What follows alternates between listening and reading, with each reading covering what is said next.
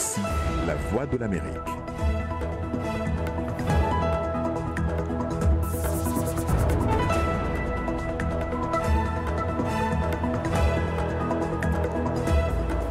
Madame, mademoiselle, monsieur, bonsoir. Ravi de vous retrouver dans Le Monde aujourd'hui à la une ce soir. En RD Congo, 3 militants pro-Kabila tués à l'heure où débute la campagne électorale. Washington appelle à des élections crédibles. En Mauritanie, pays critiqué pour la pratique de la discrimination ethnique, une maison de loisirs tente de rassembler les jeunes des communautés arabes et négro-africaines.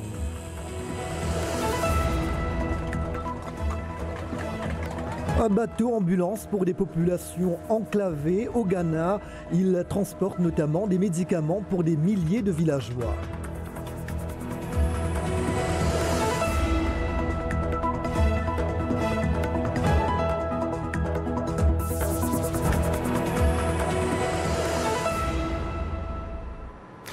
Après 2 ans de report, la campagne électorale pour le scrutin du 23 décembre prochain bat son plein en République démocratique du Congo avec un jour d'avance sur le calendrier électoral. Que le meilleur gagne, a déclaré ce mercredi le président de la commission électorale aux candidats de la majorité et de l'opposition, en rappelant que la campagne commençait officiellement le jeudi 22 novembre à minuit. De Kinshasa, le reportage de notre correspondante Anastasie Tudièche. C'est en milieu de journée, au Palais du Peuple, le Parlement congolais, que Corneille Nangaa a prononcé les mots tant attendus. La campagne sera lancée sur l'ensemble du territoire national pour les 3 scrutins présidentiels, législatif national et provincial. Après s'être félicité d'avoir respecté cette étape du calendrier électoral, le président de la CENI a fait un état des lieux du processus et annoncé les étapes à venir, notamment les dates des 11 scrutins programmés. La proclamation des résultats, quant à elle, est annoncée dans les 48 heures qui suivront le scrutin. Les observateurs ont eux aussi été mentionnés. Ne seront accrédités comme observateurs que les organisations nationales et internationales ayant une personnalité juridique bien connue. Et au sortir de la conférence, chacun veut dire un mot. Chez moi en Côte d'Ivoire, du jamais vu, au Ghana, du jamais vu, au Nigeria, du jamais vu, au Sénégal, du jamais vu, même au Bénin, du jamais vu.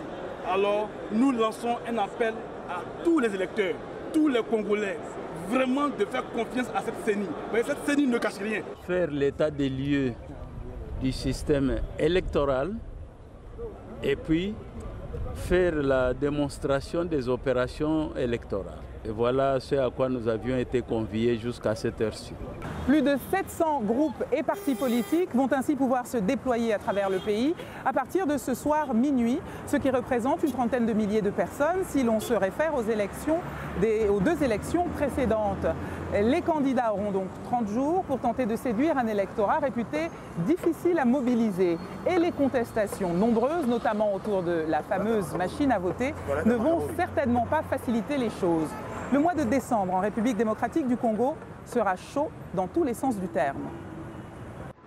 Anastasie Tudièche dans la capitale congolaise, merci bien. Pendant ce temps, nous apprenons ce même mercredi que 3 militants du parti du président sortant, Joseph Kabila, ont été tués dans le Kasaï. Ils faisaient campagne pour un candidat du PPRD aux prochaines législatives du 23 décembre. D'après leur famille et leur parti politique, les 3 militants ont été décapités, disent-ils. Ils portaient des t-shirts à l'effigie du candidat Emmanuel Ramazani Shadari. De leur côté, les États-Unis appellent à des élections crédibles et pacifiques en RDC. Le pays a eu une occasion historique pour organiser une élection crédible qui mène à une passation démocratique et pacifique du pouvoir, a déclaré la porte-parole du département d'État américain, Heather Nauert. À Madagascar, Marc Ravalomanane fait volte-face et retire ses plaintes contre la commission électorale. L'ancien chef de l'État, l'un des deux finalistes de la présidentielle, affirme avoir pris la décision dans un souci d'apaisement. Son équipe juridique avait déposé des requêtes hier devant la Haute Cour constitutionnelle. Après avoir constaté des irrégularités, un second tour prévu pour le 19 décembre prochain devra départager Marc Ravalomanane et l'autre ancien président, André Radziwiłł, arrivé en tête du premier tour avec un peu plus de 39% des suffrages. Le candidat Radziwiłł a également saisi la Haute Cour, mais a d'ores et déjà annoncé qu'il respecterait la décision de cette Cour qui doit publier d'ici le 28 novembre prochain les résultats définitifs de ce premier tour. Double attaque contre l'armée malienne hier, des assauts menés par des groupes armés à Boni dans la région de Mopti et à Sokolo dans la région de Ségou. Un bilan fait état de 3 militaires tués et de 8 blessés. À Boni, c'est un véhicule de l'armée qui a sauté sur un engin explosif. Dans la même journée, un chef de village a été égorgé par des hommes armés non identifiés lors d'une foire hebdomadaire. Le village de Djabel, également situé à Mopti, a déjà été attaqué il y a 3 jours. Enlèvement d'une Italienne au Kenya. Il s'agit d'une jeune bénévole humanitaire de 23 ans kidnappée par un groupe armé dans un orphelinat situé dans le comté côtier de Rilifi. Les assaillants ont ouvert le feu sur les villageois de Chakama et blessé 5 personnes lors de l'attaque hier soir. 3 enfants figurent parmi les blessés. La police, qui dit traquer les criminels, a mis en garde contre les rumeurs liant cet enlèvement aux islamistes somaliens Shebab, qui mènent ces derniers mois des attaques contre l'armée, notamment dans les régions frontalières avec la Somalie. Cap maintenant sur le Ghana, où un bateau ambulance est en train de sauver des vies dans des villages reculés du pays. Il s'agit d'un don de la fondation ENI pour améliorer la santé de milliers d'adultes, d'enfants et de bébés. Le bateau ambulance transporte notamment des médicaments et du matériel pour ces populations enclavées, comme nous allons le voir avec Dili Diko. Dans l'ouest du Ghana, les vaccinations de base, considérées comme un acquis dans le monde occidental, sont très rares. Charlotte Awa, infirmière au service de santé du Ghana, est aux premières loges pour constater l'impact positif de cette ambulance flottante sur la vie des mères et de leurs enfants. Ils sont toujours très heureux de nous voir, car ils savent que l'on prend soin d'eux.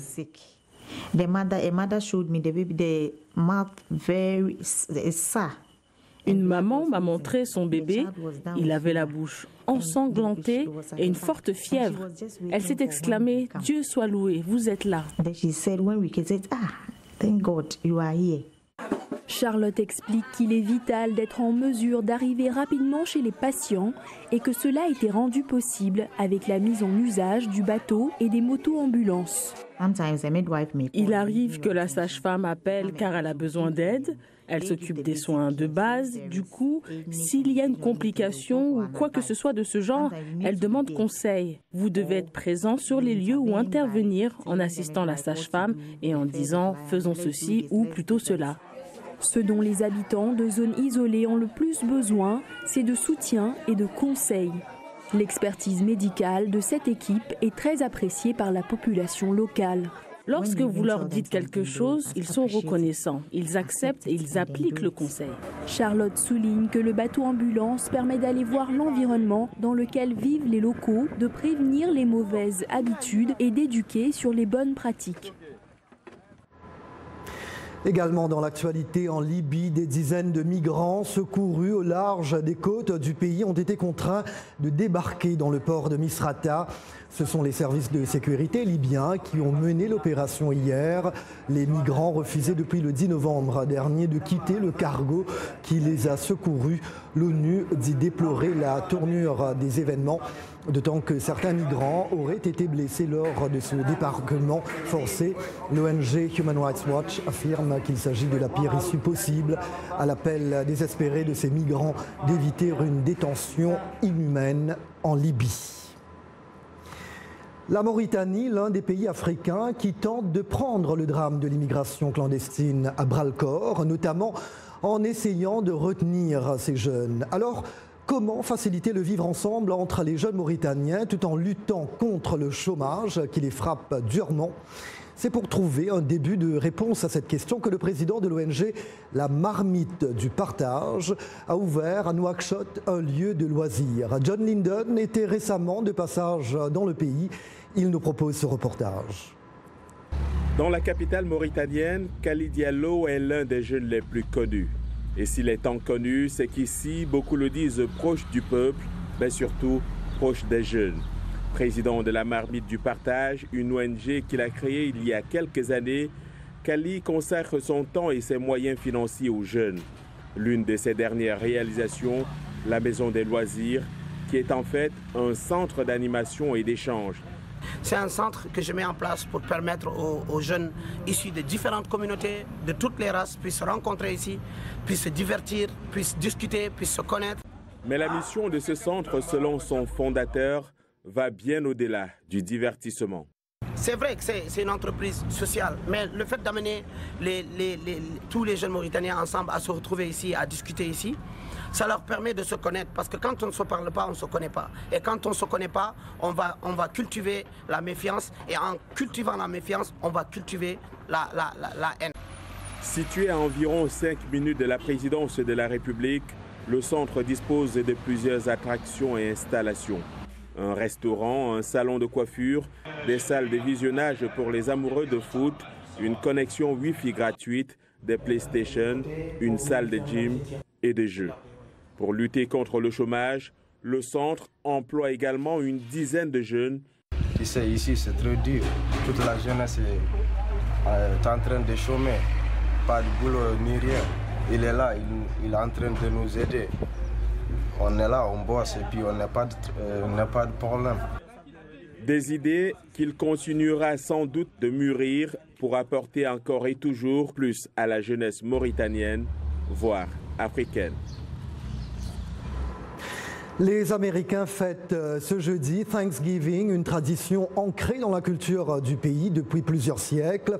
Tradition oblige, le président Donald Trump a gracié une dinde choisie parmi des milliers de leurs congénères, 2 jours avant la fête lors de laquelle est servie la dinde. L'occasion également pour de nombreux volontaires de venir en aide aux plus démunis, comme à Skid Row, en Californie. Dans ce quartier de Los Angeles, des milliers de sans-abri vivent dans des parcs et des tentes. Reportage. Dans les rues, une dure réalité, celle de ces sans-abri campant sur le béton. À l'intérieur, une cuisine de niveau industriel capable de nourrir des milliers de personnes grâce à l'aide de volontaires. Ce jour-là, ce sont des employés de Wells Fargo, une société de services financiers qui sont à l'œuvre. Ils reçoivent des conseils du personnel de cuisine de la mission de Los Angeles, une organisation caritative chrétienne. C'est mon premier essai. Je ne sais pas si c'est la meilleure façon de le faire. Les tartes seront préparées et stockées pour être cuites le jour même du dîner de cette fête annuelle. Nous nous préparons pour notre repas de Thanksgiving. Aujourd'hui, nous préparons des tartes à la patate douce. Nous préparons notre croûte à partir de 0, ainsi que la farce. 600 tartes et des desserts pour près de 4000 personnes. Ceci après qu'elles ont fini leur dinde et tous les plats habituels de Thanksgiving. Il nous permet de venir ici, offrir un soutien à la communauté et avoir l'occasion de travailler avec les autres et les aider. Je suis heureuse d'être ici aujourd'hui. Eric Grant, le chef qui supervise la cuisine, comprend bien ce que cela signifie d'être sans-abri. Il a lui-même passé 5 ans dans la rue. Quand je suis devenu un sans-abri, il y avait la crise du marché de l'immobilier. Il se passait beaucoup de choses. J'ai vécu un divorce. J'ai tout simplement pris de mauvaises décisions. Il a reçu de l'aide et c'est maintenant son tour d'aider les autres. Bel esprit d'entraide, merci bien Michel Joseph. Ailleurs dans l'actualité, le Sud-Coréen Kim Jong-yang a été élu ce mercredi président d'Interpol pour un mandat de 2 ans face à un général russe Moscou a dénoncé de fortes pressions sur le scrutin. Kim Jong-un, dont la candidature était fermement soutenue par les États-Unis et plusieurs pays occidentaux, était déjà président par intérim d'Interpol depuis la démission subite de son ancien patron, Meng Yongwei, accusé de corruption en Chine et qui a mystérieusement disparu début octobre au cours d'un voyage dans son pays. Vous regardez Le Monde aujourd'hui en direct de Washington sur VOA Afrique.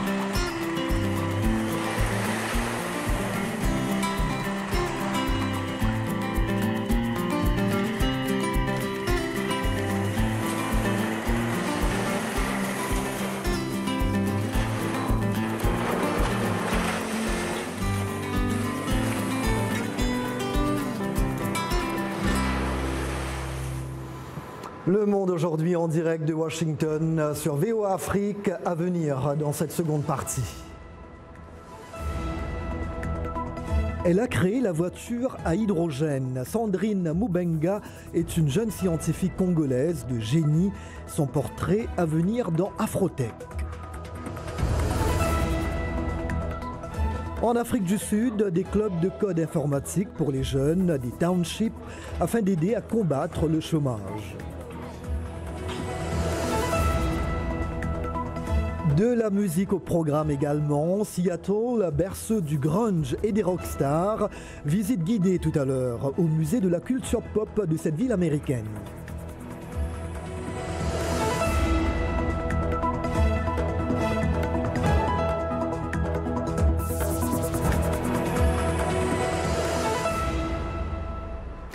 C'est mercredi et vous l'avez deviné, c'est le jour de votre rubrique Afrotech avec l'incomparable Arzuma Compaoré, notre monsieur technologie. Bonsoir Arzuma. Bonsoir Jacques et bonsoir à tous. Eh bien, c'est déjà la période des fêtes de fin d'année et bien évidemment des soldes et des bonnes affaires. Et pour les consommateurs online et offline, c'est la semaine que beaucoup attendaient puisque c'est la semaine du Black Friday. Et si vous vous demandez ce que c'est, on a une petite explication pour vous. Quand est-ce que faire du shopping est-il synonyme de combat au corps à corps? Eh bien, aux États-Unis, ce jour est connu sous le nom de Black Friday. C'est le lendemain de la fête de Thanksgiving et beaucoup d'Américains ne travaillent pas ce jour. Pour certains, c'est le début de la saison des achats de Noël. Et à cette occasion, les magasins offrent des rabais spéciaux pour attirer les clients. Le temps d'ouverture des magasins est également réduit pour attirer les lève-tôt. Certains ouvrent dans la soirée de Thanksgiving afin que les clients puissent faire leurs achats toute la nuit. Le plus souvent, les réductions attirent de grandes foules. Et c'est là que ça se complique souvent. Les bousculades entre acheteurs pressés conduisent souvent à des scènes violentes. Pour cause, une compétition chaotique pour des quantités limitées d'articles à bas prix. En 2014, le montant moyen dépensé par les acheteurs du week-end de Thanksgiving était de 403 $. Voilà, si en Afrique, il est encore peu connu, il s'agit d'un événement absolument incontournable aux États-Unis. Dans certains pays comme l'Afrique du Sud, c'est une tradition qui gagne en popularité avec de plus en plus d'achats effectués sur Internet. Voilà, pas mal d'emplettes à faire en ligne. Une scientifique de génie, elle est l'objet de votre rubrique Focus de la semaine. Tout à fait, Jacques. Nous faisons un zoom cette semaine sur une scientifique exceptionnelle. La professeure Sandrine Galula Mubenga est originaire de RDC et elle est une inventrice plusieurs fois primée. Elle a récemment mis en place une technologie mondiale et révolutionnaire. Le Bi-Level Equalizer, c'est un égaliseur de batteries à lithium-ion utilisé pour les voitures électriques, les hybrides, des réseaux électriques, les satellites et dans divers domaines aérospatiaux. C'est une invention qui permet d'équilibrer les cellules des batteries connectées en série et d'augmenter la longévité de la batterie ainsi que sa capacité de plus de 30%. le 15 novembre dernier, Sandrine Moubenga s'est vue décerner le prix ingénieur de l'année par le prestigieux Institut des ingénieurs électriciens et électroniciens, IEEE, à Toledo, aux États-Unis. Alors, comme on dirait à Kinshasa, c'est Kitoko très très fort même. Très très fort, parfait. Et pour finir, folie d'invention. Pour finir, nous passons, Jacques, à folie d'invention et dans quelques années, l'impression en 3D de maison sera peut-être la méthode de construction par excellence. En Arabie Saoudite, on mise gros là-dessus. Un organisme gouvernemental saoudien a récemment achevé la construction de ce qu'il considère comme étant la première maison imprimée en 3D du pays en 25 heures seulement. 5 ingénieurs saoudiens ont travaillé avec une équipe d'experts néerlandais à sa construction. Ils ont utilisé une technologie d'isolation thermique pour l'unité afin qu'elle résiste aux températures élevées et aux conditions météorologiques difficiles en Arabie Saoudite. La technique d'impression utilise un mélange de béton, d'eau et d'autres matériaux d'abord aspirés puis déversés à travers l'imprimante 3D, produisant ainsi des couches de béton qui durcissent après impression. Voilà, Jacques, c'est tout pour Afrotech de cette semaine. Et comme vous savez, envoyez-nous vos infos tech sur voafriquetv@gmail.com ou sur notre page Facebook. Je vais y arriver, Jacques. Prenez votre temps, Arzouma, merci beaucoup. En tout cas, beaucoup de punch ce soir. Est-ce du jus de gingembre? Que sais-je? C'est la folie de Black Friday. Les téléspectateurs doivent se demander mais de quoi ils parlent, jus de gingembre. Alors, je dirais aux téléspectateurs de revenir chaque mercredi pour suivre Arzouma, parce qu'un jour ou un autre, nous allons tout révéler, n'est-ce pas, Arzouma? Peut-être. Peut-être. Ok, mais ne partez pas maintenant, voilà. Et parce que ce qui va suivre va certainement vous intéresser. Alors, des clubs de codage informatique pour jeunes voient le jour un peu partout en Afrique du Sud. Le codage, c'est ce procédé qui permet de donner des instructions qu'un robot ou un programme d'ordinateur peut exécuter. L'objectif est de préparer ces élèves au marché de l'emploi dans un pays où le taux de chômage dépasse les 50% chez les jeunes. Un récit d'Abdourahmane Dia. En ce mercredi après-midi, dans ce township surpeuplé d'Avory Park, une soixantaine d'élèves âgés de 11 ans se retrouvent à leur club local de codage informatique. Avec leurs outils de base et leurs ordinateurs portables, ces élèves, en provenance de 6 écoles primaires, se livrent à un concours de programmation. Et certains ont déjà des idées qui pourraient bien révolutionner le milieu dans lequel ils vivent, comme la lutte contre la disparition des enfants. Nous avons vu dans les informations et les journaux que les enfants se perdaient souvent. Donc, nous avons eu cette idée d'y mettre fin et peut-être de créer un GPS. Et ce GPS qu'on voulait utiliser serait en mesure de protéger les enfants et les parents auront moins peur pour la sécurité de leurs enfants. Même si le taux de scolarité a augmenté depuis la fin de l'apartheid, la qualité du système éducatif est toujours au rabais dans les quartiers pauvres. Ici, les élèves apprennent à concevoir les codes informatiques. Comme l'éducation est en train de changer, les enfants doivent suivre cette dynamique. L'enseignement se développe, la programmation c'est l'avenir. Je constate que les enfants sont maintenant en mesure d'analyser, de raisonner par eux-mêmes et de penser de façon abstraite. Ils peuvent traiter des informations abstraites. En septembre, le ministère sud-africain de l'Éducation avait annoncé son soutien à ces clubs de codage qui sont déjà très populaires dans des pays comme le Kenya et le Botswana. Plein feu maintenant sur les stades. C'est la page sportive présentée comme chaque soir par Yacouba Ouedraogo. Bonsoir Yacouba. Bonsoir Jacques et bonsoir à vous, amis sportifs. Le premier tour des éliminatoires de la CAN des moins de 23 ans a livré tous ces pays inqualifiés. On connaît désormais les confrontations du deuxième tour.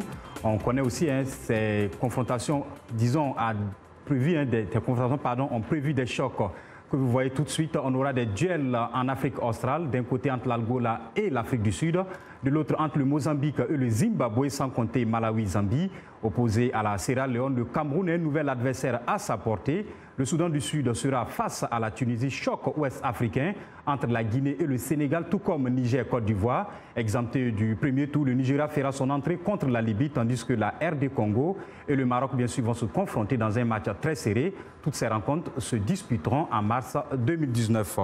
Et puis, la CAF a suspendu 2 arbitres controversés après les polémiques arbitrales qui ont émaillé les derniers matchs de Ligue des Champions. L'instance africaine a réagi et d'après la presse de son pays, l'arbitre zambien Jenny Sikazoué a été provisoirement suspendu. Il devra notamment répondre aux accusations de corruption formulées à son encontre après sa prestation chaotique en demi-finale retour entre l'Espérance Tunis et Primeiro de Agosto, devenu célèbre pour avoir accordé 2 pénaltys douteux à Al-Ali contre l'Espérance Tunis en finale aller de la Ligue des Champions, bien sûr. Malgré le recours à la VAR, eh bien, l'Algérien Mehdi Charef écope lui aussi d'une suspension provisoire en attendant son audition. En Europe, Neymar et Mbappé se sont blessés avant le choc Liverpool-PSG. L'attaquant brésilien souffre d'une élongation des adducteurs droits et son partenaire d'attaque Kylian Mbappé d'une contusion de l'épaule droite. L'annonce a été faite par le club parisien à une semaine seulement du choc contre Liverpool en Ligue des Champions. Neymar est sorti hier après 8 minutes de jeu lors du match amical entre le Brésil et le Cameroun, à Londres bien sûr. Mbappé est lui mal retombé sur son épaule droite pendant la rencontre des Bleus contre l'Uruguay au Stade de France. Il est sorti après seulement une demi-heure de jeu. Voilà donc pour les sports, Jacques. Merci bien Yacouba, on se retrouve demain évidemment. Alors que Space Needle est peut-être la structure la plus reconnaissable à Seattle, dans l'État de Washington, il existe un autre bâtiment tout aussi spectaculaire et futuriste, le musée de la culture pop de Seattle, construit à l'origine en hommage au légendaire musicien rock de Seattle, Jimi Hendrix.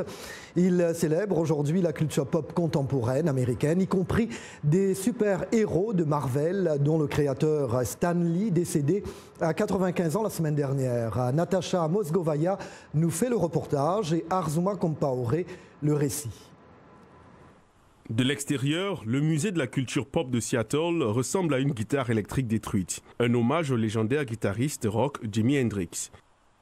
Le musée à but non lucratif, fondé en 2000 par le cofondateur de Microsoft, Paul Allen, est dédié à tout ce qui concerne la culture pop, des films fantastiques et d'horreur aux bandes dessinées et jeux vidéo. La devise du musée est d'explorer et soutenir des œuvres qui forment et inspirent. Il offre au public une exposition intitulée Marvel, l'univers des super-héros, consacrée à l'histoire de la bande dessinée et à un homme en particulier, la légende de Marvel Comics, Stan Lee, décédé à 95 ans le 12 novembre dernier. Pour beaucoup de nos visiteurs, Spider-Man est le super-héros par excellence. Un adolescent maigre, loin du type super musclé. Il doit faire ses devoirs, s'occuper de sa famille. On peut facilement s'identifier à lui, en particulier les jeunes lecteurs. C'est un personnage très accessible. Miss Marvel est un autre personnage de bande dessinée basé sur le même principe, mais elle n'a eu du succès qu'en 2016. Le choix des pièces d'art pour l'exposition n'a pas été facile, chacune d'elles étant aussi unique que les autres. Nous ne pouvons pas tout couvrir, mais nous voulons donner un avant-goût aux gens afin qu'ils puissent explorer l'univers de Marvel par eux-mêmes. Et bien que ces personnages dessinés à la main soient tous imaginaires, leur influence sur la vie quotidienne ainsi que le récit des problèmes qu'ils rencontrent continue d'attirer les fans du monde entier. Et pour clore ce journal, une autre émission de télé, une émission de télé-réalité kenyane qui aide à augmenter les rendements des agriculteurs. L'agriculture est souvent une activité risquée et c'est pourquoi les agriculteurs ont toujours soif d'informations pour les aider à lutter contre une foule de variables telles que les conditions météorologiques instables et les maladies qui menacent leur bétail et leur culture. C'est là que la société de production média basée à Nairobi a saisi cette opportunité. Shamba Shape Up, son émission de télé-réalité révolutionnaire, est diffusée 2 fois par semaine au Kenya, en Ouganda et en Tanzanie. Shamba signifie une ferme en Swahili. Et voilà pour ce journal. Merci de l'avoir suivi. Merci à toute l'équipe. C'était Jacques Aristide à Washington. Vous avez rendez-vous demain avec John Linden. Même heure, même endroit. Belle soirée sur VOA Afrique.